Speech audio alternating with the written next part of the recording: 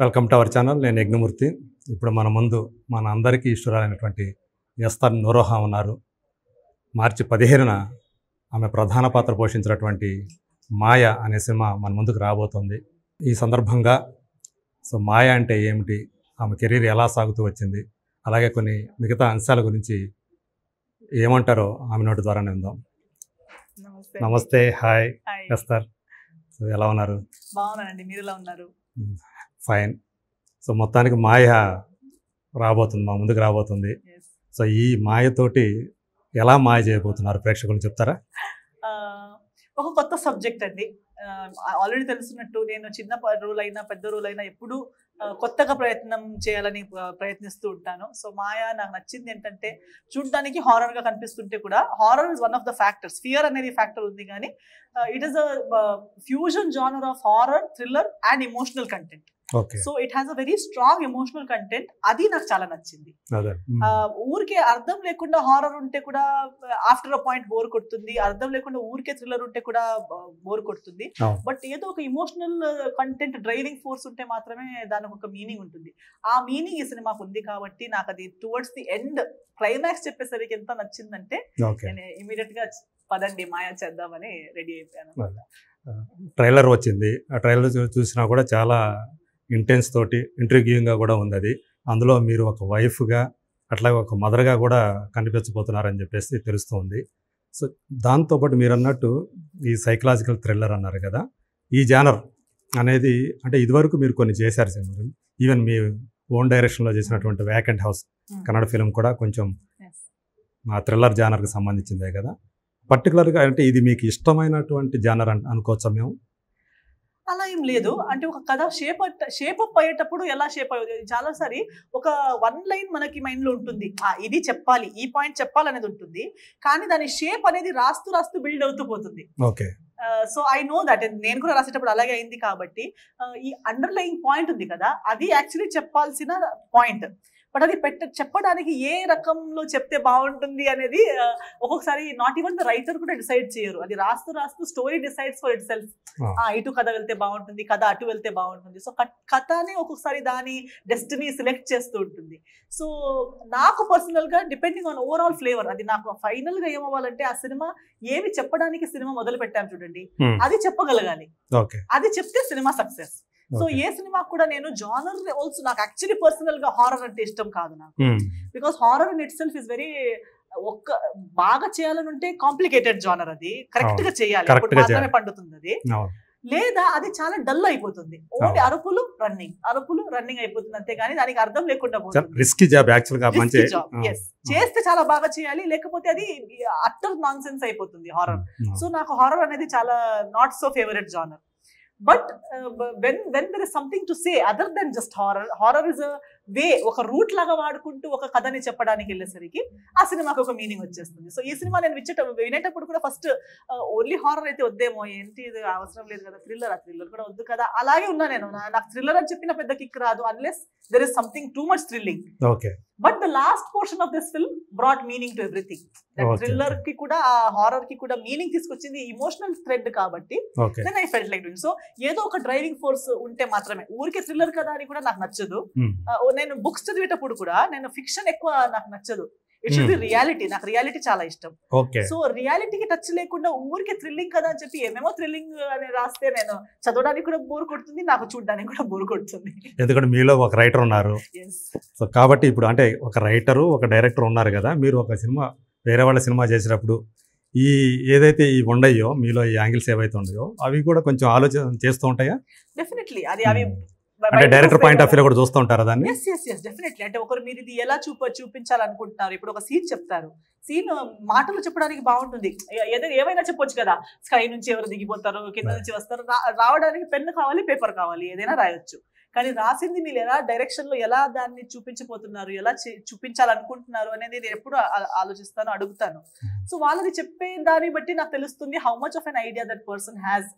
రాసింది ఎగ్జిక్యూట్ చేయడానికి ఐడియా ఉండాలి. ఐడియా ఉందా లేదా అనేది నాకు అలా తెలుస్తుంది. ఎందుకంటే నేను కూడా రాసేటప్పుడు అదే పెన్ను పేపర్ ఉన్నప్పుడు ఏదేదో రాయాలనిపిస్తుంది, కానీ బడ్జెట్ ఉందా, దానికి బడ్జెట్ ఉందా, అది అయ్యేలా ఉందా, దానికి అయ్యే వేరే ప్రాపర్టీస్, అది ఎగ్జిక్యూట్ చేయడానికి అవసరమైన వేరే థింగ్స్ మన దగ్గర ఉన్నాయని ఆలోచించి రాయాలి.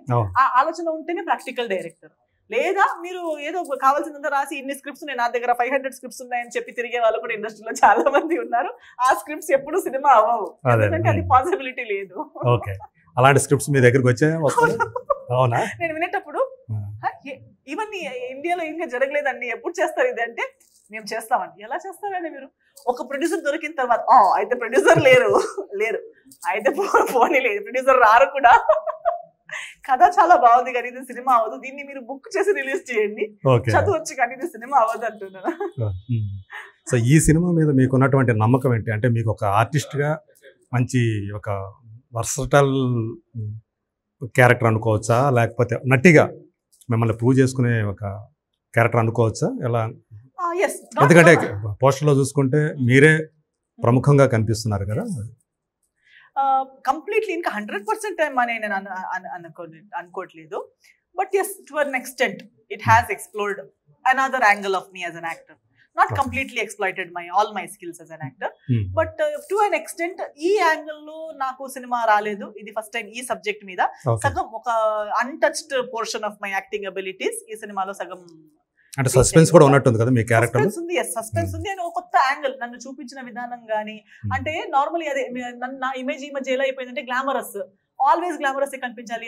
నేను ఎప్పుడు నా ఐడియాలజీ ప్రకారంగా అలా నేను కనిపించాలని ఎప్పుడు నేను ప్రయత్నించను. నేను గ్లామరస్ గానే ఉండాలి, ఎస్తర్ అంటే గ్లామర్ అని జనాలు చెప్పాలని నాకు లేదు. I want to grow as an actor, I want to do non glamorous roles as well. నాకు ఛాలెంజింగ్ వేరే చేయాలని ఉంది. సో నాకు అది నచ్చదు. ప్రతిసారి ఏంటి హీరోయిన్ అంటే గ్లామరే ఉండాలి, అమ్మాయి అంటే గ్లామరే ఉండాలని అవసరం లేదు కదా, క్యారెక్టర్ అలాంటిది రావాలి కదా అని. ఈ సినిమాలో అది లేదు. అంటే it is not focused on my beauty or it is not focused on my glamour part, it is focused on the emotion that I'm conveying. So cinema నాకు ఫస్ట్ ట్రయల్ షో చూసేటప్పుడు కూడా నాకు ఒక్కసారి నాకే కొట్టింది. నేను అనుకున్నా చేయాలని చెప్పి మరి ఓవర్ అవ్వలేదా, నేను అంత బాలేనేమో అని నాకు అనిపించింది. బట్ ఆ షో ఫినిష్ అయ్యాక వెనక తిరిగి చూసి అందరూ సూపర్ పర్ఫార్మెన్స్ అండి, బాగా పర్ఫార్మ్ చేశారు మీరు అని అలా చెప్పారు. అవునా, మీకు కూడా అలా అనిపించిందా అన్న? అంటే మన మైండ్ లో 100 ఉండొచ్చు, అది కన్వే అవ్వాలి కదా ఇంకొకరికి. బట్ ఆ room full of distributors, cinema makers, media people show చూసాక వాళ్ళ రెస్పాన్స్, వాళ్ళ పాజిటివ్ రెస్పాన్స్ చూసాక I now believe that yes ఈ సినిమాకి నన్ను ఒక కొత్త డైమెన్షన్ లో చూపించే పొటెన్షియల్ సినిమాలో ఉందని నేను నమ్ముతున్నాను. అంటే తెలుగు సినిమాలతో మీకు మంచి పేరు సంపాదించుకున్నారు కదా, కానీ లాస్ట్ టైం మీరు ఏదైతే మూవీ చేశారో డెవిల్ అనే మూవీ, దాంతో కొంచెం మీ ఫ్యాన్స్ డిసప్పాయింట్ అయినట్టు కనిపిస్తా ఉంది. ఎందుకు ఇలాంటి క్యారెక్టర్ చేశారు, ఈవెన్ నాబోటాడు కూడా చేస్తారు, ఎందుకు ఇలాంటి క్యారెక్టర్ చేశారు అని చెప్పేసి అనుకున్నారు. ఎందుకు అంటే నేననేది ఏంటంటే, ఒకవేళ తక్కువ స్పాన్ అది తక్కువదే కావచ్చు, బట్ అది మంచి రోల్ అయితే, పాజిటివ్ రోల్ అయితే ఓకే. ఇది ఏంటంటే ఒక సాడ్ ఎండింగ్ ఉండేటువంటి రోల్ అయ్యేటప్పటికి చాలా మంది తక్కువ screen space, that sad role అనేటప్పుడు కొంచెం డిసప్పాయింట్ అయినట్టు అనిపిస్తా ఉంది. నాకు ఫస్ట్ అట్రాక్ట్ ఏమైందంటే డెవిల్ సినిమా ఒప్పుకోవడానికి పాయింట్ ద క్యారెక్టర్ లుక్. అది చెప్పారు చూడు, ఒక ట్రైబల్ కైండ్ ఆఫ్ క్యారెక్టర్, ఇంటి servant, but she's a key character, she does something. ఆమె చేసిన ఒక దీంట్లో సినిమా ఇదైపోతే అదని వన్ లైన్ ఉంటుంది, అంటే ఒక ప్రామినెన్స్ అనేది ఉంటుంది ఒక ఇన్సిడెంట్ లో. And the look I like. అంటే నేను చెప్పాను కదా, ఎప్పుడు అందంగా కనిపించడము, ఐ లైనర్, ఒక డీ గ్లామరస్, ఒక పీరియడ్ డ్రామా, ఆ పీరియడ్ లో అలాంటి మనిషి, ఆ లైఫ్ నాకు ఎస్తరుగా ఎప్పుడు దొరకదు బ్రతకడానికి. I will never get to live that life. At least glimpse, ఆ కారైకుడిలో అంత పెద్ద ఇంట్లో ఒక పని మనిషిగా ఉండటం ఏంటి, అది ఒక నాకు ఇంట్రీగింగ్ అనిపించింది. Yes, I want to be a పని మనిషి for a day. So I liked it. అక్కడ వెళ్ళాక ఆ కాస్ట్యూమ్ వేసుకోవడం కానీ, ఆ లుక్ లో నన్ను చూడడం, I really loved it. I like the నా journey of my character. I liked length. నేను పర్సనల్ గా నాకు పెద్ద హర్ట్ అవ్వలేదు, బట్ యాక్చువల్లీ షూట్ చేసేటప్పుడు నంబర్ ఆఫ్ సీన్స్ ఇంతే ఉండే, సీన్స్ ఏం కట్ అవ్వలేదు. Length of the scenes was little long. సంభాషణ, conversation was longer. For example key ఇచ్చేటప్పుడు ఇది కీ, మీరు ఎప్పుడైనా రావచ్చు, ఎప్పుడైతే అప్పుడు వెళ్ళొచ్చు, అలా కొంచెం ఎక్కువ మాట్లాడుతుంది. బట్ నాకు తెలిసి ఎడిట్ చేసేటప్పుడు ఏమైపోతుందంటే, ఒక్కసారి మ్యాటర్ కన్వే అయిన తర్వాత మళ్ళీ డైలాగ్స్ వద్దు అని ఆలోచించి ట్రిమ్ చేసి ఉంటారు. ఈవెన్ ద లాస్ట్ కి అది మర్డర్ అయ్యే సీన్ లో కూడా కొంచెం ఎక్కువ క్లాష్ మాట్లాడడం ఎక్కువ ఉండే, అది డబ్బింగ్ టైమ్ లో కూడా చేసాము. But after dubbing when they have edited maybe they have felt that okay too much talking వద్దు, ఒక్కసారి పాయింట్ మర్డర్ అనేది కన్వే అయ్యాక ట్రిమ్ చేద్దాం అన్నట్టు ఒపీనియన్ వచ్చి ఉండొచ్చు. ఎందుకంటే మనం కూడా ఇప్పుడు ఎడిటింగ్ లో ఈవెన్ యాజ్ అ మేకర్ నేను కూర్చునేటప్పుడు we will think of the film as an entire piece. వీళ్ళు హర్ట్ అవుతారు, వాళ్ళకి బాధపడొద్దు అని చెప్పి అలా ఆలోచించాం కదా, వద్దులే ఒకసారి చూసుకొని చేయాల్సి వస్తుంది, ట్రిమ్ చేయాల్సి వస్తుంది. So I'm not hurt with that, I understand. What I like is Abhishek గారు చేసేటప్పుడు నా క్యారెక్టర్ కి ఇంకో ఆప్షన్ అనేది లేదు, ఎస్తర్ గారే ఫిక్స్ చేసి అప్రోచ్ అయ్యారు. ఆయన రెక్కీ చూసారంట, రెక్కీ చూసాక రెక్కీలో నా క్యారెక్టర్ చూసి ఈ సినిమాలో ఈ క్యారెక్టర్ నా కోసమే అని ఫస్ట్ చెప్పారంట ఎస్తర్ గారు ఏ క్యారెక్టర్ అని. So this role was actually made for me and it had come straight to me from the production itself without any option. I was not an option, I was the only choice. So that's why I took it up. Point number 1, I always like it when somebody makes a role for me, Esther కోసమే అని role. తర్వాత shoot చేసేటప్పుడు కానీ ప్రతి దానికి they gave it very good prominence, they wanted to give that character very good. ఇప్పుడు నా look గురించి కూడా వాళ్ళు చాలా వర్క్ చేశారు, బిల్డ్ చేశారు ఆ క్యారెక్టర్ ని, మొత్తం ఆ లుక్ అలాగే ఉండాలని. సో తర్వాత ఒక్కొక్కసారి క్రియేటివ్ లిబర్టీ క్రియేటివ్ దీంట్లో ఒక డిసిజన్స్ తీసుకోవాల్సి వస్తాయి. So I know it. So నాకు పర్సనల్ గా చచ్చిపోవడం అని నేను చెప్పాను కదా, ప్రతి ఒక్కటి చేయాలి. ఆర్టిస్ట్ కి వచ్చిన తర్వాత ప్రతి దాంట్లో నేనే గెలిచే క్యారెక్టర్ అయి ఉండాలి, నేను ఊడిపోకూడదు, అది అంత పర్సనల్ గా కెరియర్ ని తీసుకోకూడదు. ఇప్పుడు ఆ ఒక్క సంవత్సరంలో 3-4 సినిమాస్ వచ్చేటప్పుడు ఒక సినిమాలో నేను గెలుస్తాను, ఇంకో సినిమాలో నేను ఊడిపోతాను, ఒక్క సినిమాలో నేను వేరే వాళ్ళని చంపేస్తాను, ఇంకో సినిమాలో వేరే వాళ్ళు నన్ను చంపేస్తారు, అవన్నీ నేను అంత పర్సనల్ గా ఫీల్ అవ్వను. What I like is again ఇప్పుడు మీరు కామెంట్ చేశారు అండ్ ఇంకా చాలా మంది మీరు ఇంకా ఉండాల్సింది మేడం, మీ క్యారెక్టర్ ఇంకా ఉండాల్సింది. See, that is my success, that people liked it, they wanted to see more of it.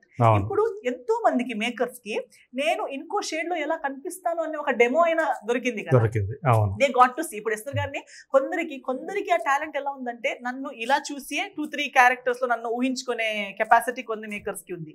కొన్ని మేకర్స్ కి నన్ను లుక్ టెస్ట్ చేసి చూడాల్సి వస్తుంది, ఈ క్యారెక్టర్ కి సెట్ అవుతారా. కొందరికి ధైర్యం ఉండదు. ఇప్పుడు ఒక సినిమా చూసారా, అన్ని సినిమాల్లో ఇంతే. ఇప్పుడు మేడం ఒక సంస్కార కాలనీ చేశారా, ఇంకా సంస్కార కాలనీనే, రెక్కినే, ఇప్పుడు ఇది మాయనే.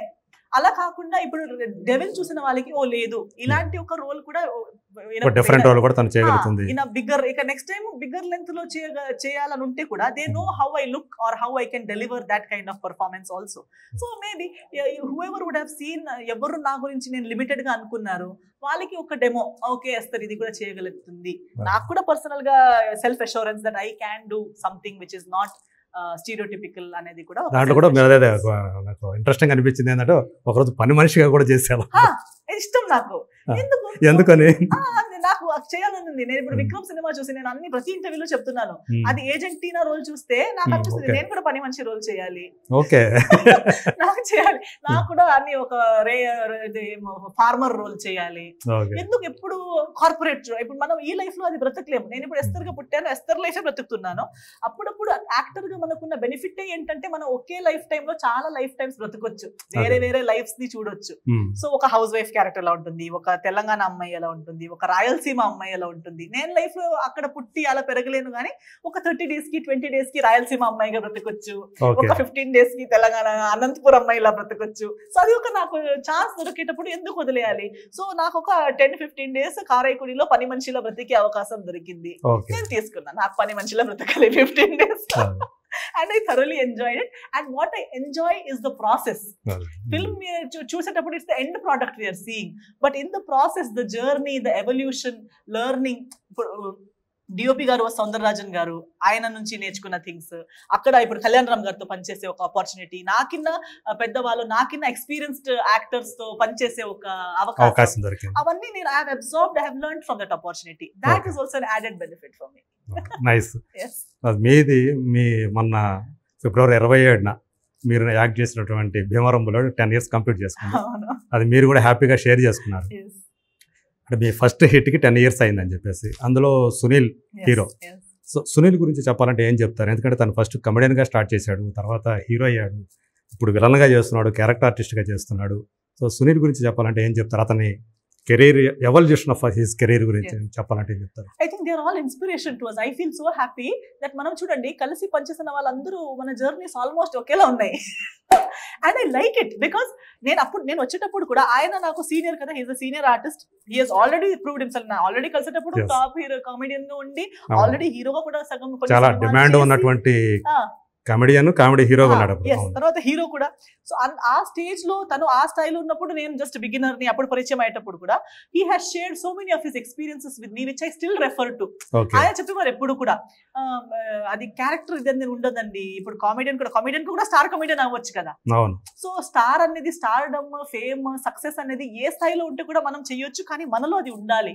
If we have that hard working and that talent, చేసే టాలెంట్ దమ్ ఉంటే ప్లేస్ ఎక్కడున్నాం అనేది ఇంపార్టెంట్ లేదు. ఎక్కడున్నా అక్కడ నుంచి పైకి రావచ్చు. జీరో అనేది మన భయం లేదు. జీరో మన friend. Zero is my best friend. Zero నుంచి మనం ఎన్నిసార్లైనా పైకి వస్తాం. ఎందుకంటే హార్డ్ వర్క్ తెలుసు, కష్టపడడం తెలుసు, టాలెంట్ తెలుసు, ఎలా చేయాలనేది తెలుసు. మన వర్క్ మనకు తెలుసుంటే దేని భయం మనకి లేదు. సో ఆయన కూడా చూడండి హీరో అయ్యారు, సడన్ గా మళ్ళీ హీరో నుంచి క్యారెక్టర్ అవ్వడానికి భయం లేదు. బ్రతకడం తెలుసు, పని చేయడం తెలుసు కాబట్టి. So same thing is an happiness and inspiration for me. When I look at మొన్న రీసెంట్ ఏదో ఒక ఇన్కోస్ ప్రాజెక్ట్ గురించి మాట్లాడడానికి కాల్ చేశాము. అప్పుడు అన్నారు ఏంటి ఫుల్ బిజీ కదా, చూస్తున్నాను నేను చూస్తున్నాను, క్యారెక్టర్ మీద క్యారెక్టర్స్ చేస్తున్నారు, చాలా బాగా చేస్తున్నారండి, వెరీ గుడ్, నాకు చూడడానికి చాలా హ్యాపీగా ఉంది. నేను మీరేం ఎక్కువ చేస్తున్నారా, మీరు కూడా అంతే కదా. పుష్పతోటి ఆయన మళ్ళీ ఇంకో షేడ్ యాక్టర్ గా మీరు కూడా షాక్ల మీద షాక్లు ఇస్తున్నారులేండి. మా సీనియర్ మీరు, మిమ్మల్ని మేము ఫాలో అవుతున్నాం అంతే. We are happy for each other. When we see ఇప్పుడు 10 years కింద చూస్తే మనం అప్పుడు ఇక్కడ ఉన్నాము, ఇప్పుడు ఇంకో చోట ఉన్నాము, కానీ ఇప్పుడు కూడా parallelly ఉన్నాం. We are together, we are doing a journey, we are happy for each other, and that makes us feel like we are all a family. కొత్త క్యారెక్టర్స్ వస్తున్నాయి, డిఫరెంట్ క్యారెక్టర్స్ వస్తున్నాయి. And there is no end. అంటే ఒక talent ఉన్న మనిషికి end అనేది లేదు, చేసినంత రోజు వరకు ఉంటుంది. తనలో ఇంకొక టాలెంట్ ఏంటంటే తను మంచి డాన్సర్. అతనితో డాన్స్ చేసేటప్పుడు ఎలా అనిపించింది? నాకు కూడా నా డాన్స్ ఇష్టం. సో అది కూడా చాలా చాలా మంచిగా working together for both of us. I think it was a very good experience. ఎప్పుడు స్ట్రెయిన్, స్ట్రెస్, డిస్కంఫర్ట్, మన మధ్యలో ఉన్న ఇన్ని గ్యాప్స్ ఉన్న తర్వాత కూడా there was no gap. When we worked there was so much comfort. మన ప్రమోషన్స్ టైంలో కూడా మమ్మల్ని చూస్తే it never felt like I am new or he is senior. అలాంటి ఫీలింగ్ ఏ లేదు. There was this comfort, fun, sense of humour కూడా same ఉంది మన ఇద్దరికి. సో సక్సెస్ టూర్ అవన్నీ వెళ్ళేటప్పుడు ఒకే బండిలో వెళ్ళేవాళ్ళం. ఫస్ట్ ఏం చేశారు, తనకి వేరే బండి, నాకు వేరే, ఒక్కొక్కరే కూర్చొని వెళ్తున్నాం దయ్యంలాగా ఒక్కొక్క బండిలో. తర్వాత ఏంటంటే నిద్రపోయి చచ్చిపోతున్నాం, అసలు బై రోడ్ వెళ్తున్నాం కదా, బోర్ అయిపోయి నాకు అసలు చాలా బోర్ కొడుతుందంటే నాకు కూడా చాలా మాట్లాడాలి కదా, ఆయనకి కూడా చాలా మాట్లాడాలి కదా, మనుషులు ఉండాలి కదా. సో కలిసి ఒకే బండిలో మాట్లాడుతూ పాటలు వింటూ ఇంకా ఏదేదో. So that sync was there. It was not that I am a hero, she is just a newcomer heroine. No, he used to talk about everything. Naku inta Telugu, Bhimavaram culture, Andhra culture, మాటకి అయ్యండి అని చెప్పడం. So చాలా ఇవన్నీ తెలుసుకున్నా ఆయన. నాకు చాలా థింగ్స్ ఊర్లో నుంచి దాటుతూ వెళ్ళేటప్పుడు కూడా చెప్పేవారు, ఈ ప్లేస్ ఎలా ఉంటుంది, ఏమండి మీకు ఇది తెలుసుంటదో చెప్తారు ఏదో ఒకటి. సో అవునా, సో నాకు అప్డేట్ చేశారు. So so many good memories. So ఇంకా ఎంత మందితో కలిసి పనిచేసినా కొన్ని పీపుల్, కొన్ని మెమరీస్, అది కొన్ని ఇంతే టైం స్పెండ్ చేసి ఉంటే కూడా అది మైండ్ లో ట్రెజర్ అయిపోతాయి. తర్వాత ఒక అమ్మాయిగా అంటే కొంతమంది ఆడవాళ్లే, మీ లేడీ ఆర్టిస్టులే డ్రెస్ గురించి మాట్లాడుతున్నారు, డ్రెస్ సెన్స్ గురించి, అట్లాగే ఆడవాళ్ళ ఫ్రీడమ్ గురించి మాట్లాడుతున్నారు. ఎందుకు ఆడవాళ్ళు అర్ధరాత్రి పూట 12 గంటలకు ఎందుకు బయటికి రావాలి అని అన్నపూర్ణమ్మ గారి లాంటి సీనియర్ ఆర్టిస్టే అంటాం. ఈ మధ్య కాలంలో అది ఒక కాంట్రవర్సీని సృష్టించింది. అలాగే డ్రెస్ గురించి కూడా తను మాట్లాడారు. దానివల్లే ఎక్కువ అలాంటి జరుగుతున్నాయి, ఆడపిల్లల మీద అఘాయిత్యాలు జరుగుతున్నాయి అని చెప్పేసి. మీరేమంటారు, మీ టేక్ ఏంటి దాని మీద? ఆల్రెడీ ఇంతకు ముందు ఒక ఇంటర్వ్యూ కూడా సేమ్ క్వశ్చన్ అడిగారు. ఆమె అన్నదంట దట్ నైట్ టైమ్ అమ్మాయిలు మధ్యరాత్రిలో అలా డ్రెస్లు వేసుకుని. నేనన్న మధ్యరాత్రిలో అబ్బాయిలు కూడా రోడ్లు ఎందుకు తిరుగుతున్నారు మరి రేపులు చేయడానికి? అబ్బాయిలు మంచోళ్ళే కదా, ఇప్పుడు సమాజంలో బ్యాడ్ అనే వాళ్ళు అమ్మాయిలే. ఏది ఏమైనా అమ్మాయిల మిస్టేకే. డివోర్స్ అయిపోయిన అమ్మాయి మిస్టేకే, రేప్ అయిపోయిన అమ్మాయి మిస్టేకే, మర్డర్ అయిపోయిన అమ్మాయి మిస్టేకే. కానీ వీళ్ళందరూ అంత మంచి మహానుభావుడులు, మంచి అబ్బాయిలు. అమ్మాయిలు రోడ్లో లేకపోయి ఉంటే రేపు చేయని వాళ్ళు, అంత మంచి అబ్బాయిలు రోడ్లో ఎందుకు తిరుగుతున్నారు మధ్యరాత్రిలో? మధ్యరాత్రిలో అమ్మాయిలు మాత్రమే కాదు, అబ్బాయిలు కూడా తిరగకూడదు. సమాజం ఎందుకు అందరిని ఈక్వల్ గా రూల్స్ సెట్ చేయట్లేదు? ఈక్వాలిటీ ఈక్వాలిటీ అని ఇంత మాట్లాడుతున్నాము, అందరికి ఈక్వల్ ఇది కావాలి, మా భారతదేశం అది ఇది అని ఇంత గ్రేట్ గా మాట్లాడుతున్నాం గొప్పగా. అంత మాట్లాడే మన సమాజంలో అమ్మాయిలకి మాత్రం ఎందుకు ఇంత బుద్ధి మాటలు చెప్తున్నాము? అమ్మాయిలు తిరగకూడదు, కరెక్ట్. డ్రెస్ ఇర్రెలవెంట్, వాళ్ళ కల్చర్ ని బట్టి వాళ్ళ అప్బ్రింగింగ్ ని బట్టి వాళ్ళు చేస్తున్నారు. అమ్మాయిల్ని బ్లేమ్ చేస్తూనే ఉన్నాము, తప్పనేది తప్పే, మనం తప్పుని తప్పుగానే చెప్పుదాం. కానీ అదే రూలర్ అదే మెజర్మెంట్ స్కేల్ ని అబ్బాయిల మీద కూడా వాడండి. ఇద్దరికి ఉండాలి. అంత టైంలో మిడ్ నైట్ 2 o'clock 3 o'clock కి అమ్మాయిలు తిరగకూడదు, అయితే ఆ టైంలో అబ్బాయిలు కూడా తిరగకూడదు. అప్పుడు మాత్రం సమాజంలో ఒక అందరికి ఈక్వల్ రెస్పెక్ట్ ఉందని అర్థమైపోయింది. సో అలా ఉంటే నిజంగా జరగదు. అండ్ ఈ రేపులు మాత్రం మధ్యరాత్రిలో మాత్రమే రేపులు జరుగుతున్నాయా? రేప్స్ డే టైమ్ లో కూడా జరుగుతున్నాయి కదా, సారీ వేసుకున్న అమ్మాయి మీద కూడా జరుగుతున్నాయి కదా. ఇప్పుడు చెత్త కామెంట్స్, 3rd grade మాటలు మీరు ఏ యూట్యూబ్ ఛానల్కి వెళ్ళి ఏ అమ్మాయి వీడియోలో కూడా చూడండి, ఉంటాయి. ఆమె ఏ డ్రెస్ వేసుకున్నా కూడా ఉంటాయి, ఆమె ఏ ఏజ్ గ్రూప్ ది అమ్మాయి అయినా ఉంటాయి. చీప్ గా మాట్లాడే వాళ్ళు, చీప్ చూపుతో చూసే వాళ్ళు, వాళ్ళకి డ్రెస్ తో ఏజ్ తో జెండర్ తో ఏం సంబంధం లేదు, వాళ్ళ థింకింగ్ అంతా, వాళ్ళు పర్వర్ట్స్. సో వాళ్ళకి మిడ్ నైట్ టైం చూసి ఇప్పుడు 12 o'clock అయిపోయింది, నేను ఇప్పుడు రేపు చేస్తానని బయలుదేరరు. వాళ్ళు డే టైంలో కూడా అదే మనస్థితితో అదే చెత్త థింకింగ్ తో తిరుగుతున్నారు, మన మధ్యలోనే ఉన్నారు. సో వాళ్ళకి టైం లిమిట్ అనేది లేదు. సో ఇది మైండ్ సెట్ ఆగాలంటే మన సమాజం ఫస్ట్ బాగుండాలి, మైండ్ సెట్ మారాలి.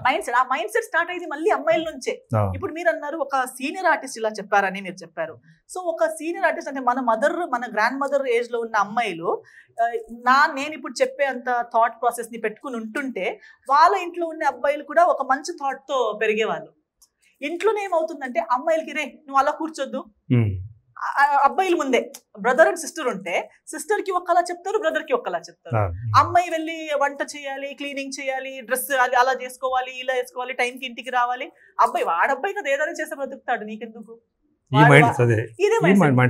అదే మైండ్ సెట్ వాళ్ళు చిన్నప్పటి నుంచి విని ఏమనుకుంటున్నారు, నేను ఏం చేసినా పర్లేదు, నేను అబ్బాయి కదా, నువ్వు జాగ్రత్తగా ఉండాలి. ఎందుకు? నేను నీ సిస్టరే కదా, ఒకే అమ్మాయి అమ్మ కడుపులో పుట్టాము, ఒకే ఇంట్లో పెరిగాము, నాకు ఒక రూల్ నీకు ఒక రూల్ ఎందుకు, ఒకే అన్నం తింటున్నాము. డిఫరెన్స్. నేను ఫెమినిస్ట్ అని చాలా మంది అనుకుంటారు, ఇది ఫెమినిస్ట్ థాట్ కాదు. ఫెమినిస్ట్ అంటే అమ్మాయి ఏం చేసినా no I will not say that. అమ్మాయిలు పాపం, అమ్మాయిలకి స్పెషల్ రికగ్నిషన్ కావాలి, అమ్మాయికి స్పెషల్ అని నేను చెప్పను. ఈక్వల్ రైట్స్ ఉండాలి, ఈక్వాలిటీ ఉండాలి. ఇప్పుడు అమ్మాయి అబ్బాయి ఇప్పుడు తాగడం, అమ్మాయిలు తాగితే చీప్, అబ్బాయిలు తాగితే కూల్. ఎందుకు? తాగడం అనేది బ్యాడే కదా, ఇద్దరు ఎవరు చేసినా బ్యాడే. స్మోకింగ్ చేసిన డ్రగ్స్ తీసుకుంటే అబ్బాయిలు తీసుకుంటే కూల్. ఇప్పుడు గోవా ట్రిప్ కి ఓన్లీ బాయ్స్ గోవా ట్రిప్ కి వెళ్తే అందరూ నవ్వుతారు, ఓ బాగా ఎంజాయ్ చేశారా మీరు అని. బ్యాంకాక్ వెళ్ళి వస్తే బాగా ఎంజాయ్ చేస్తారా, అది ఏమని తెలిసి కూడా అందరూ నవ్వుతారు. అది అమ్మాయిలు మాత్రమే ఒక గ్రూప్ చేసి గోవాకి వెళ్ళి వస్తే ఏం క్యారెక్టర్లెస్ అమ్మాయిలు ఎందుకు గోవాకి వెళ్ళి వచ్చారు, ఏం చేస్తుంటారు? బాయ్స్ చేసిందే చేసుంటారు కదా, కానీ బాయ్స్ చేసింది కూల్, అమ్మాయిలు చేసింది జడ్జ్మెంట్. మీ బేస్ అంతా గోవా అనుకుంటా కదా?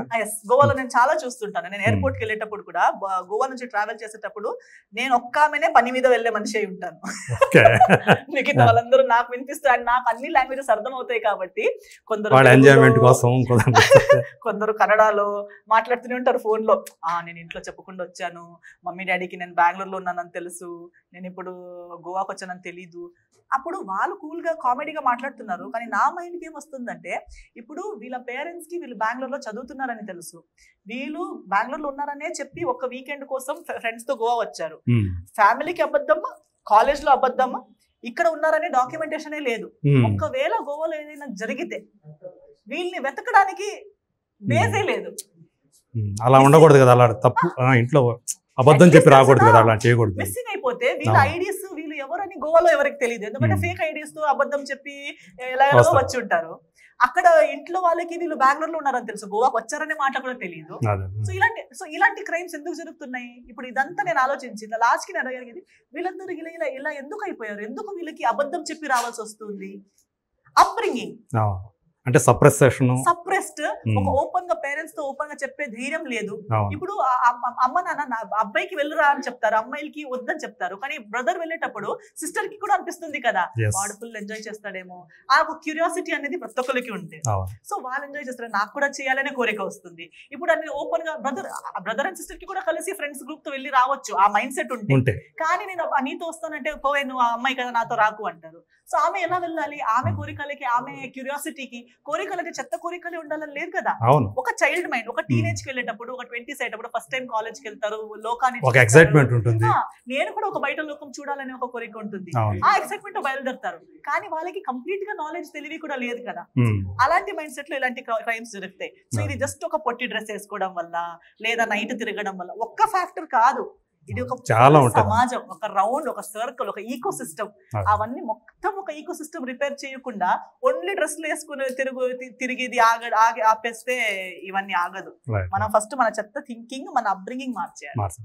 Thank you Esther. యాక్చువల్గా ఇంకా మీతో ఇంకా ఇంటరాక్ట్ అవ్వాలని ఉంది కానీ బట్ చాలా మంది వెయిటింగ్లో ఉన్నారు కదా. సో మరోసారి మళ్ళీ మనం కలుద్దాం. Sure. సో చాలా విషయాల గురించి, మాయ గురించి, అలాగే మిగతా విషయాల గురించి చాలా విపులంగా తెలియజేశారు. 15 వస్తున్నటువంటి మీ మాయ మంచి హిట్ అయ్యి మీకు ఆర్టిస్ట్గా మంచి పేరు తీసుకురావాలని మనస్ఫూర్తిగా కోరుకుంటూ Thank you. Thank you so much. Thank you. Thank you.